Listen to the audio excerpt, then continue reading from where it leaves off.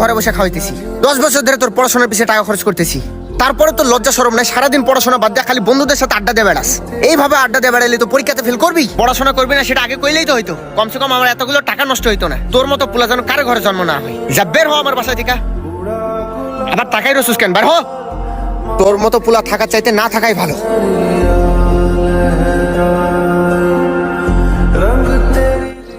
কিরে তুই বলে পরীক্ষায় ফেল করছস? তোরে দিয়ে ইচ্ছেতে ভালো কি বার হইব?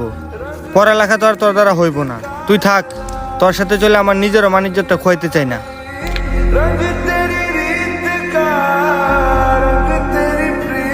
তোমার সাথে রিলেশন রাখা আমার দ্বারা আর পসিবল না।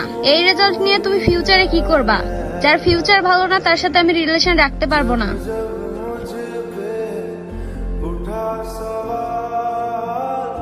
নিশ্চয় আল্লাহ যা করে ভালোর জন্যই করে। আল্লাহর উপর ভরসা রাখেন, আবার নতুন করে শুরু করেন।